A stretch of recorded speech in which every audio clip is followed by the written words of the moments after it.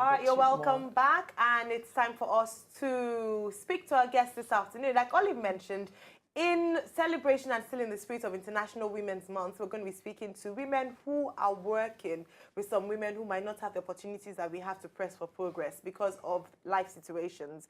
We have with us here Chioma DK from Genesis House and a human rights activist, as well as Adeshola Bello, who is the manager at Freedom Foundation, also working with different aspects of society, but today our focus is on women, particularly vulnerable women in society. It's our pleasure to make them feel very welcome here on the show. Thank you very much for coming. Thank you. All right. Now, you work with vulnerable women, and by vulnerable, women who have been abused, women who have been victims of human trafficking, sexual violence, and it's such a laudable initiative. Last week, we had guests from Walk Against Rape, and they're talking about the fact that they're not a one-stop shop, but we have people like you who actually have shelters for abused women, you have counseling services, and you support them through the legal process where necessary. Could you tell us a little bit about the work that you do, please?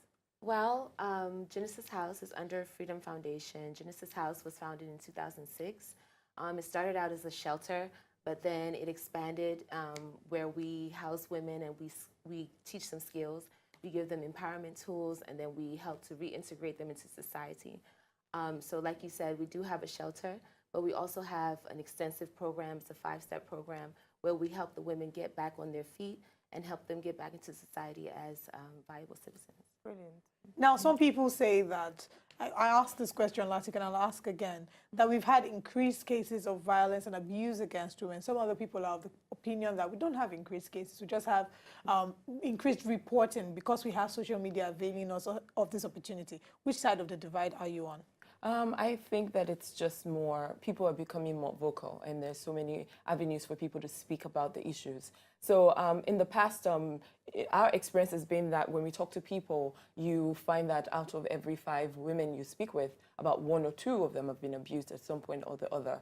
But if you go back, yes, it is actually really staggering. If you go back in the 80s, 90s, it wasn't something people were comfortable talking about. And sometimes people just feel ashamed. They don't want to admit it. But this is why it's so important for women to speak up, because then you're encouraging the next person to say, you know what, I think I'm able to talk as well, and I'm able to, share my story and my journey through this process. So part of what we do at Genesis House is to, work with the women to make them feel comfortable. We work with counselors as well as psychologists that makes them comfortable to be able to share their stories. Because even in our experience, when the women come in, they don't want to talk about it.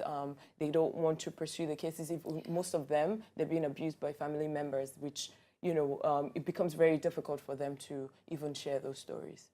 That's really sad. And in recent times, I mean, we had the first case by the Domestic and Sexual Violence Response Team in Lagos very recently, and Lagos had a landmark precedent with regards to setting up a court that would expedite these cases. How does that help or impact on the work that Genesis House does? Well, like Shola said, a lot of the women don't want to go through with the legal process because of a lot of reasons. And another reason why they don't want to report, like you asked, is because of intimidation, threats.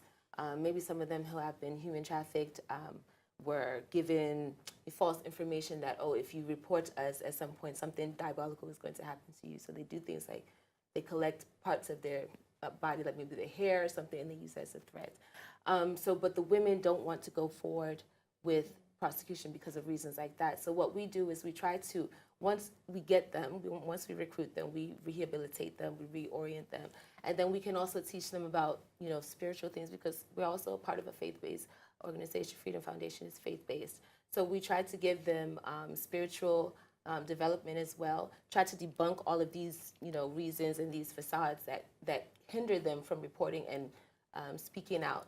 So from there, then we can also work with Lagos State to get them legal aid, and then they can go forward with the prosecuting process. And I think it's fantastic news that recently we had the Benin monarch coming out to say that they're firmly in support of this, and it actually laid curses on people who were involved in trafficking. So it's more of a way of saying, if you are being bound by the diabolical lies they're saying to you, then I would also use my power as a Benin monarch to veto your diabolical names, which is absolutely Power meets brilliant. power. Exactly. I'm so excited about that. And I'm hoping that we'd see a drastic reduction in the rates of trafficking. Now, when people hear these things, it just sounds like big English. Give us an example of one of the cases that you think it's okay for you to share, you know, and one of the cases you've dealt with. I think one of the cases that we've experienced at Genesis House was a young girl. I think she was about 12 or 13. Because the work we do is it requires us going out into communities, like poor communities that a lot of people wouldn't go to. So we go out and do outreaches with support of our sister organization called God Bless Nigeria. So we went out on one of those outreaches and we went to a brothel, and this young girl was outside washing her clothes, and we just started to talk to her about Genesis House, asking her questions about what she does, and she was able to tell us that our stepsister was sort of like her madame, No and way. yes, and they live in a brothel, and the stepsister makes her sleep with this man and collect the money, and she's like, I don't want to do this anymore. Been waiting for someone to come and save me, but you guys are here. And we said, okay, we can work with you to see how we can get you to Genesis House. And she's like, no, I'm not going to, wait another day. I'm going to go with you today. I'm going to leave everything, because if I go back home, something might happen to me. So today I have to go back with you. I think she was about 12 years old. And we took her out that day. 12 years old? Yes. Being made to sleep with men? Yes. Do you know, all the while you're speaking, I had the image of a young lady, at least over 22. No.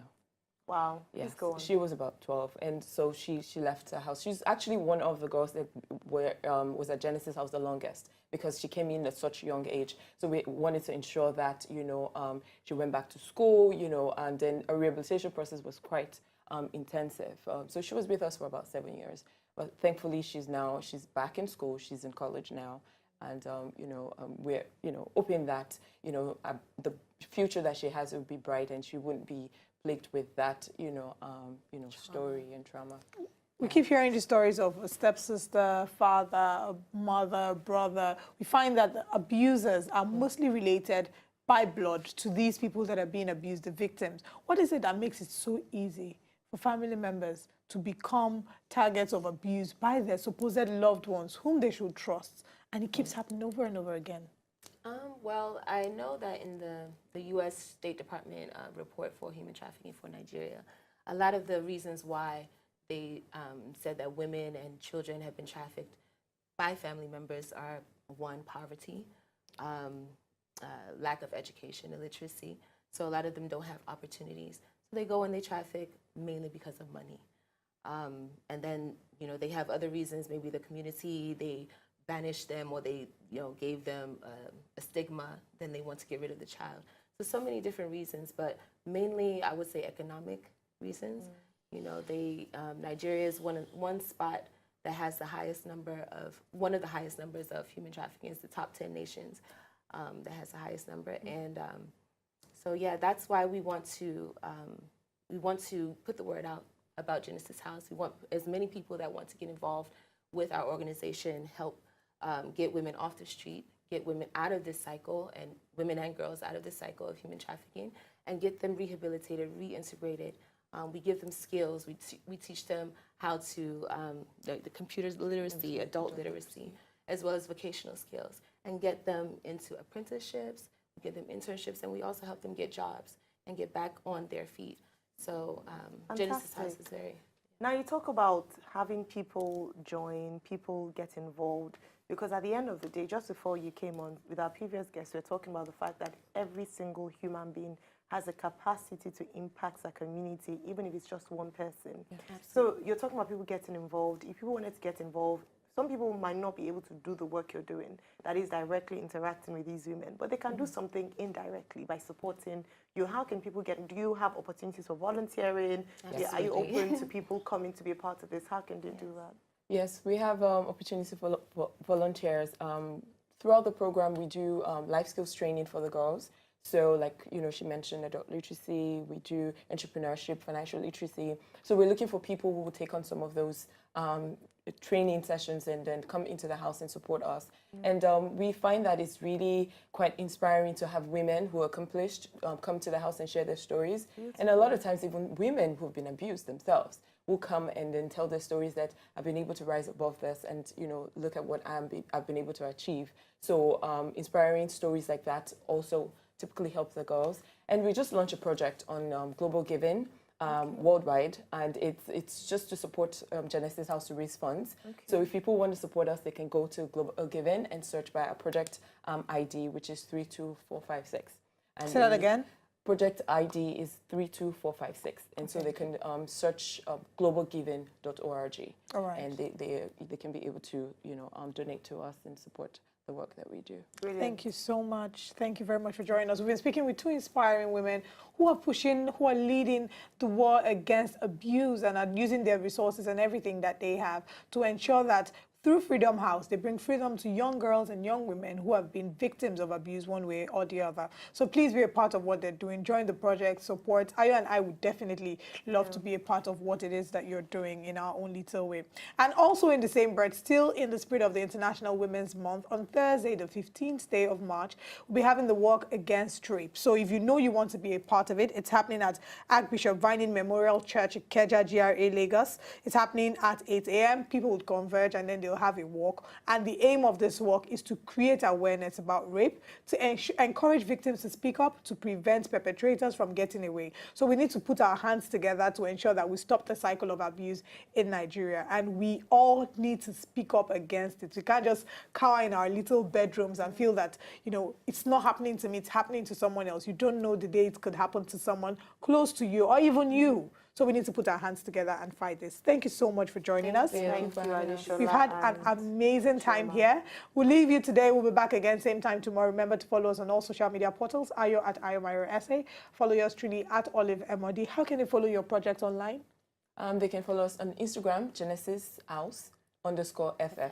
All right. Or Freedom Foundation _FDN. All right, so Genesis House _FF or Freedom Foundation _FDN to find out information, how you can be a part of it, how you can be a volunteer as well. And if you want to be a part of Walk Against Rape, you can follow them on Instagram at Walk Against Rape. It's happening in 2 days' time. Get your shirts, get your jeans, get your sneakers. Let's pass across a very wonderful message in a fun way. We'll see you again tomorrow. Have a fabulous Tuesday. Bye-bye. To enjoy more of these our Ogbonge videos when you just watch, press this button to subscribe on top of our YouTube page. You go love her.